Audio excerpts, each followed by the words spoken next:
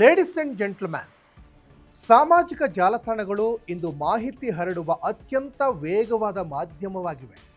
ಆದರೆ ಇದೇ ವೇಗ ಕೆಲವೊಮ್ಮೆ ತಪ್ಪು ಮಾಹಿತಿಗೂ ಕಾರಣವಾಗುತ್ತೆ.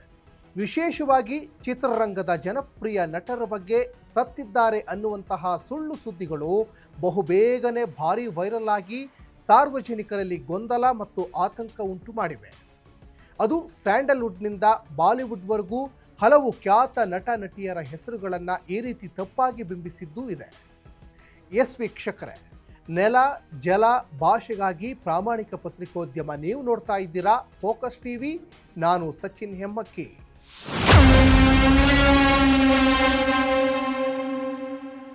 ಇತ್ತೀಚಿನ ದಿನಗಳಲ್ಲಿ ಇಂತಹ ಸುಳ್ಳು ಸುದ್ದಿಗಳಿಗೆ ಬರವೇ ಇಲ್ಲ. ಬದುಕಿದ್ದವರನ್ನು ಸಾಯಿಸಿ ತಮ್ಮ ಪೈಶಾಚಿಕತೆಯನ್ನ ತೋರಿಸ್ತಾರೆ. ರಾತ್ರಿ ಕಳೆದು ಬೆಳಗಾಗುವಷ್ಟರಲ್ಲಿ ಬದುಕಿದ್ದವರನ್ನ ಸಾಯಿಸಿಬಿಡ್ತಾರೆ. ಇದಕ್ಕೆ ತಾಜಾ ಉದಾಹರಣೆ ಅಂದರೆ ಹಿರಿಯ ನಟ ದೊಡ್ಡಣ್ಣ ಇನ್ನಿಲ್ಲ ಅನ್ನೋ ಸುದ್ದಿ ಕಾಡ್ಗಿಚ್ಚಿನಿಂದ ಹರಡಿತ್ತು. ಇದಕ್ಕೆ ಸ್ವತಃ ದೊಡ್ಡಣ್ಣ ಅವರೇ ವಿಡಿಯೋ ಮುಖಾಂತರ ಸ್ಪಷ್ಟನೆ ಕೊಟ್ಟರು. ಇನ್ನು ಕನ್ನಡ ಚಿತ್ರರಂಗದಲ್ಲಿ ಇನ್ನು ಹಲವಾರು ನಟ ನಟಿಯರು ಇಂತಹ ಸುಳ್ಳು ವದಂತಿಯಿಂದಲೇ ಬೇಸತ್ತಿರೋದು ಇದೆ. ಅದರಲ್ಲಿ ದ್ವಾರಕೀಶ್, ದಿವ್ಯ ಸ್ಪಂದನ, ಪ್ರಜ್ವಲ್ ದೇವರಾಜ್, ಬಿ ಸರೋಜದೇವಿ, ಹಿರಿಯ ನಟ ರಾಜೇಶ್ ಮತ್ತು ಹಿರಿಯ ನಟಿ ಜಯಂತಿ, ಹೀಗೆ ಹಲವಾರು ನಟರುಗಳ ಬಗ್ಗೆ ವಿವಿಧ ಸಮಯಗಳಲ್ಲಿ ಸಾವಿನ ಸುಳ್ಳು ಸುದ್ದಿಗಳು ಹರಡಿದ್ವು. ಕೆಲವರು ಆಸ್ಪತ್ರೆಯಲ್ಲಿ ಚಿಕಿತ್ಸೆ ಪಡಿತಾ ಇದ್ದ ಸಂದರ್ಭದಲ್ಲಿಯೇ ಅಥವಾ ಹಳೆಯ ಫೋಟೋಗಳನ್ನು ಬಳಸಿಕೊಂಡು ನಕಲಿ ರಿಪ್ ಪೋಸ್ಟ್ಗಳನ್ನು ಹಂಚಿದ ಪರಿಣಾಮ ಈ ಗೊಂದಲ ಉಂಟಾಗಿದೆ. ಬಹುತೇಕ ಸಂದರ್ಭಗಳಲ್ಲಿ ಕಲಾವಿದರು ಸ್ವತಃ ಅಥವಾ ಅವರ ಕುಟುಂಬಗಳು ಸ್ಪಷ್ಟನೆ ನೀಡಿ ವದಂತಿಗಳನ್ನು ತಳ್ಳಿಹಾಕಿದ್ದಾರೆ. ಇದೇ ರೀತಿಯಲ್ಲಿ ರಾಷ್ಟ್ರೀಯ ಮಟ್ಟದಲ್ಲೂ ಕೂಡ ಜನರನ್ನು ದಾರಿ ತಪ್ಪಿಸುವ ಸುಳ್ಳು ಸುದ್ದಿಗಳು ಹರಡುತ್ತಿವೆ.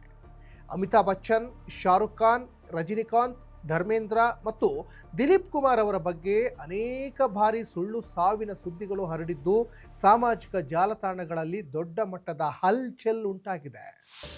ನಿಮಗೆ ಒಂದು ವಿಷಯವನ್ನು ನಾನು ತಿಳಿಸಲೇಬೇಕು. ಏನು ಅಂದರೆ, ಇವತ್ತು ಬೆಳಗ್ಗೆನೆ ನಾನು ಹೇಳೋದಕ್ಕಿಂತ ಮುಂಚೆನೇ ಯಾರೋ ಅವಿವೇಕಿಗಳು ನಾನು ನಿಧನವಾಗಿದ್ದೀನಿ ಅನ್ನೋದನ್ನು ಫೇಕ್ ನ್ಯೂಸಲ್ಲಿ ಹಾಕಿದ್ದಾರೆ. ಅದು ಶುದ್ಧ ಸುಳ್ಳು, ಶುದ್ಧ ಸುಳ್ಳು, ಶುದ್ಧ ಸುಳ್ಳು. ನಾನು ಆರೋಗ್ಯವಾಗಿದ್ದೀನಿ. ಇಂತಹ ಘಟನೆಗಳು ಸಾಮಾಜಿಕ ಜಾಲತಾಣಗಳ ಎರಡು ಮುಖಗಳನ್ನು ತೋರಿಸ್ತವೆ. ಒಂದು ಕಡೆ ಮಾಹಿತಿ ತ್ವರಿತವಾಗಿ ಹರಡುವ ಶಕ್ತಿ ಇದ್ದರೆ, ಇನ್ನೊಂದು ಕಡೆ ಪರಿಶೀಲನೆ ಇಲ್ಲದ ಸುದ್ದಿಗಳು ಜನರ ಮನಸ್ಸಲ್ಲಿ ಭಯ ಮತ್ತು ತಪ್ಪು ನಂಬಿಕೆಗಳನ್ನು ಹುಟ್ಟು ಹಾಕ್ತವೆ. ಕೆಲವರು ಗಮನ ಸೆಳೆಯಲಿಕ್ಕೆ ಅಥವಾ ವೈರಲ್ ಆಗಲಿಕ್ಕೆ ಇಂತಹ ಸುಳ್ಳು ಸುದ್ದಿಗಳನ್ನು ಸೃಷ್ಟಿಸ್ತಾರೆ. ಇದರಿಂದ ಸಾರ್ವಜನಿಕರಿಗೆ ವಿಶ್ವಾಸಕ್ಕೆ ಧಕ್ಕೆ ಉಂಟಾಗುತ್ತೆ ಮತ್ತು ನಿಜವಾದ ಮಾಹಿತಿಯ ಮಹತ್ವ ಕುಗ್ಗುತ್ತೆ. ಇಂತಹ ಘಟನೆಗಳು ಸಾಮಾಜಿಕ ಜಾಲತಾಣಗಳ ಎರಡು ಮುಖಗಳನ್ನು ಸ್ಪಷ್ಟವಾಗಿ ತೋರಿಸ್ತವೆ. ಒಂದು ಕಡೆ ಮಾಹಿತಿ ಕ್ಷಣಾರ್ಧದಲ್ಲಿ ಲಕ್ಷಾಂತರ ಜನರಿಗೆ ತಲುಪುವ ಶಕ್ತಿ ಇದ್ದರೆ, ಇನ್ನೊಂದು ಕಡೆ ಪರಿಶೀಲನೆ ಇಲ್ಲದ ಸುದ್ದಿಗಳು ಅದೇ ವೇಗದಲ್ಲಿ ಹರಡಿ ಜನರ ಮನಸ್ಸಿನಲ್ಲಿ ಭಯ ಮತ್ತು ತಪ್ಪು ನಂಬಿಕೆಗಳನ್ನು ಹುಟ್ಟು ಹಾಕ್ತವೆ. ಕೆಲವರು ಗಮನ ಸೆಳೆಯಲು ಅಥವಾ ವೈರಲ್ ಆಗಲು ಉದ್ದೇಶಪೂರ್ವಕವಾಗಿ ಇಂತಹ ಸುಳ್ಳು ಸುದ್ದಿಗಳನ್ನು ಸೃಷ್ಟಿಸುವುದು ಕೂಡ ಸಾಮಾನ್ಯವಾಗಿದೆ. ಇದರಿಂದ ಜನರ ವಿಶ್ವಾಸ ಕುಗ್ಗುತ್ತೆ ಮತ್ತು ನಿಜವಾದ ಮಾಹಿತಿಯ ಮಹತ್ವ ಕೂಡ ಕಡಿಮೆಯಾಗುತ್ತೆ. ಒಟ್ಟಾರೆ ಸಾಮಾಜಿಕ ಜಾಲತಾಣಗಳನ್ನು ಜವಾಬ್ದಾರಿಯಿಂದ ಬಳಸೋದು ಅತ್ಯಂತ ಅಗತ್ಯ.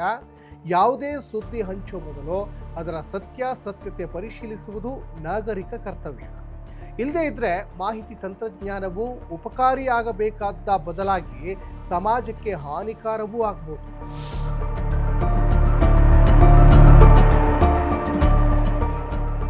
ಇದಾಗಿತ್ತು ಈ ಹೊತ್ತಿನ ಅಪ್ಡೇಟ್. ನೆಲ ಜಲ ಭಾಷೆಗಾಗಿ ಪ್ರಾಮಾಣಿಕ ಪತ್ರಿಕೋದ್ಯಮ ನೀವು ನೋಡ್ತಾ ಇದ್ದೀರಾ ಫೋಕಸ್ ಟಿವಿ.